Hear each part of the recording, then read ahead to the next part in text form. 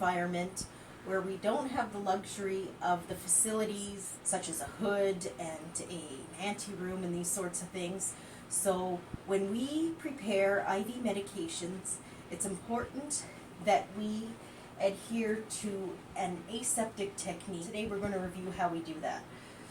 So there's a few things to keep in mind with this. An immediate use medication needs to be hung within 1 hour of the beginning of the preparation. So from the time of your first puncture, you have 1 hour to hang it at the patient. The other thing to remember is beyond 6 hours, so this is for something that's a slow drip, that medication is finished after 6 hours from the beginning of your first puncture. If this is a drip that needs to continue, a new bag needs to be mixed, and then your 6 hours will start again with a new fresh bag. The reason for this is that beyond 6 hours, the rate of bacterial growth exponentially increases, and that puts your patient at risk for contamination. So the first thing that we do is we want to have a nice clean area. So we've got a silver tray that we clean with 70% isopropyl alcohol. So give it a good spray. Give it a wipe. So this is your preparation area. So we're going to adhere as much as possible to the no-touch technique. So in that case, I'm not going to be using gloves, but I am going to be washing my hands frequently. So I've actually washed my hands at the sink before beginning any of this, but in between, use your alcohol rub.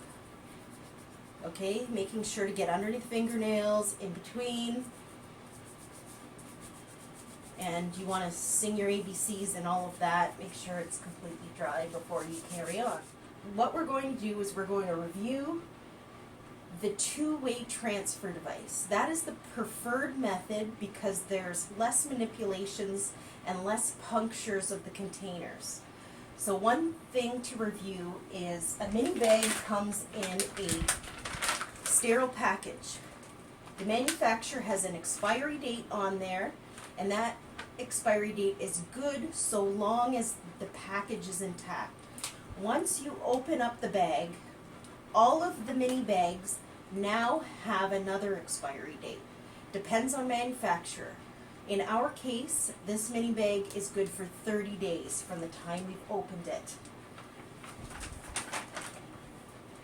So the two-way transfer device allows you to puncture once in your vial and then puncture, a second puncture happens in your mini bag. There's a little bit of rules on how many punctures you're allowed and how many vials and packages you're allowed to use under this aseptic technique that we're using. The maximum amount of containers are 3 maximum.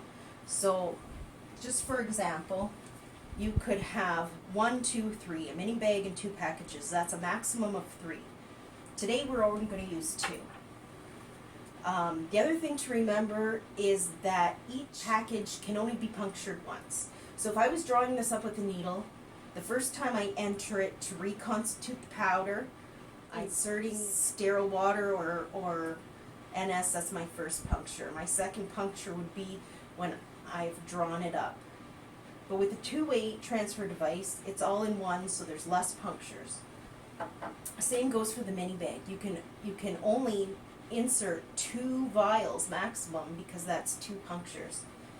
So first we want to clean off our bag just so that we keep our environment clean. So grab another cloth, give it a spray, wipe down your bag. That just decreases any chance that you've picked something off the countertop or what have you. Put it down. A good practice is to always clean your port before and after you puncture it. So there's my before. I'm also going to put a fresh alcohol swab down at the port. This is considered a dust cap. So that means that this area is not sterile, but we want to make sure that it is. So a little bit of friction and alcohol will make sure that there is no bacteria that we're putting into the vial. Place it on your tray. Next, we get our transfer device. We open it up, and there's a needle inside there. You want to just put it right on top of your vial. Discard the packaging, and inside now we also have a needle. So we grab our mini bag, and it goes aim for the center, puncture. You want to squeeze the bag so that the vial fills with your fluid. You want to give it a swirl, upside down, back and forth, swirl around in a circle. Those are all good things. You want to make sure that you have no powder caked to the sides, and then use a milking action by squeezing your bag, and as you do that, the now reconstituted fluid will go into the bag. Your bottle is now empty, so you just pull it off and put it straight into your sharps receptacle.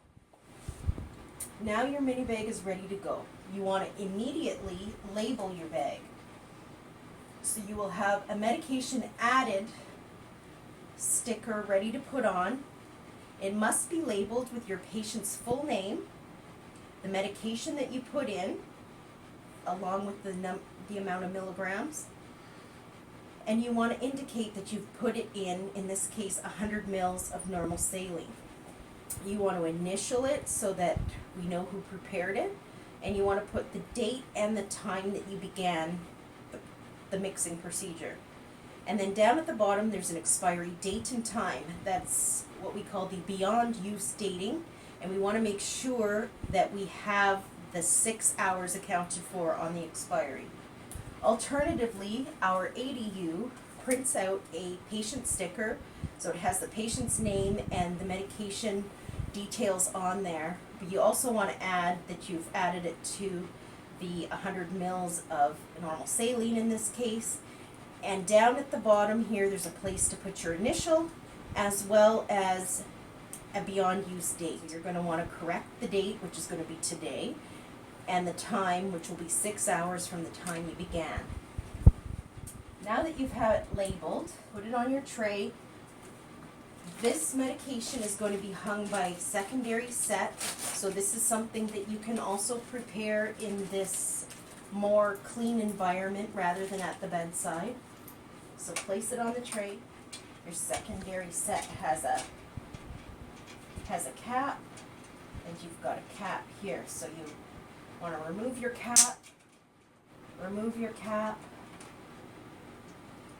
and spike it, being very careful to adhere to aseptic technique at that those are considered critical points of entry. Your roller clamp should be closed. Flip it,